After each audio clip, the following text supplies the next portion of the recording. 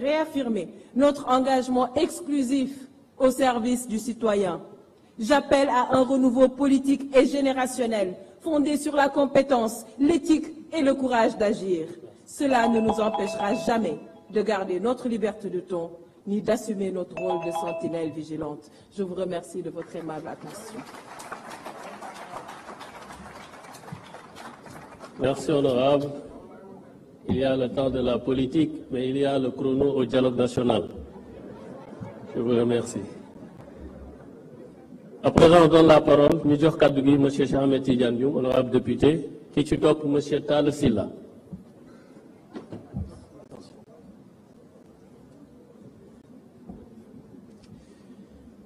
Excellences, Monsieur le Président de la République, Monsieur le Président de l'Assemblée nationale, Monsieur le Premier ministre, Messieurs les présidents des institutions,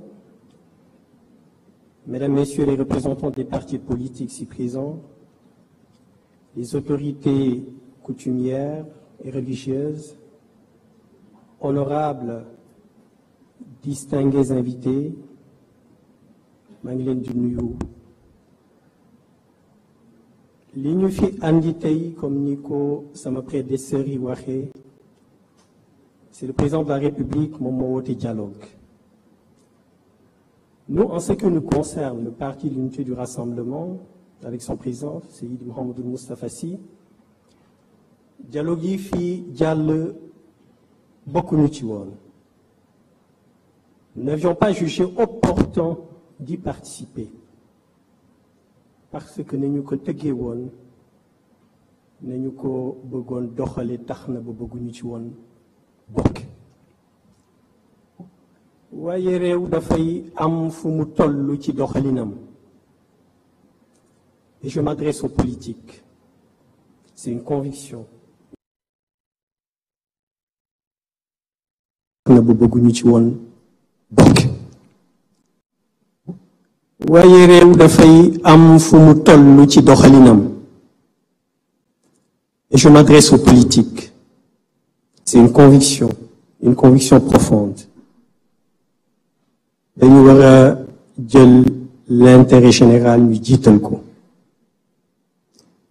Sénégal fi mu jóge depuis 2021 jàll na ci ay jafe-jafe yu tar. Les Sénégalais sont fatigués.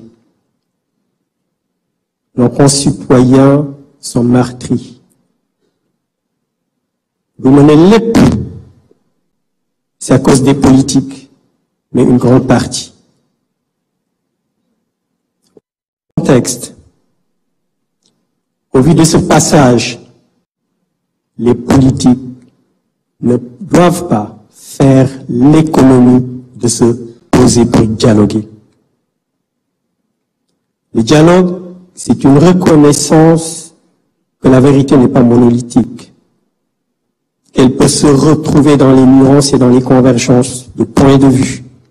Le dialogue est le ciment de la démocratie. C'est le moteur de l'innovation et de l'efficacité politique. Aucune solution n'est parfaite en vase clos.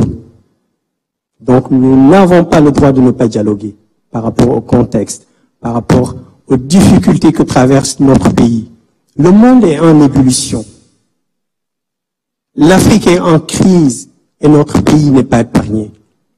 Dans ce contexte, nous ne pouvons pas, j'insiste, je le répète, faire l'économie de dialoguer. Sénégal dafa nekk dëkk boo xam ne nii dañu am chance ndax kilifa diine yi nga xam ne nii ñoo fi nekkoon ak ñi fi nekk ba léegi ils ont posé les bases d'une cohésion sociale. C'est Seydi Hadj Malick Sy, Serigne Touba, Cheikh Ahmadou Bamba Khadimou Rassoul, Mame Limamou Laye, bépp kilifa diine bu fi nekkoon ak ñi fi nekk ba léegi. Donc chance boobu nga xam ne ni Sénégal am na ko politique yi waruñu ko remettre en cause. Bari na coow yu fi jëpp bu ñu xoolee ba ci biir politique yi ñoo ko andi. Il est temps.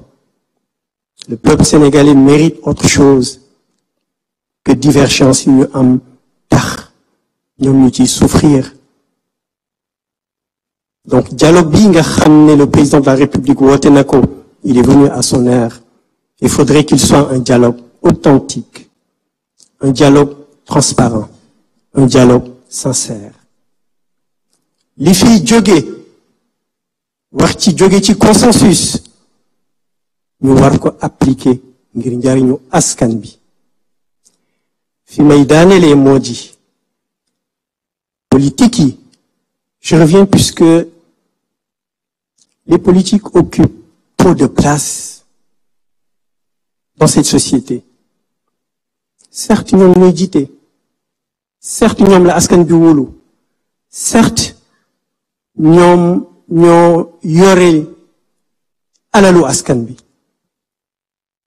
Waaye war nañu libérer un peu de place pour permettre à une stabilité. Et politiciens yi nga xam ne nii ba ñu ne dañuy def politique dañuy jiital intérêt général jot na nag fi mu nekk ñu bàyyi xel wax boobu. Les intérêts stricto personnels ñu fàtte ko teg ko de côté xam ne askan bi moo soxla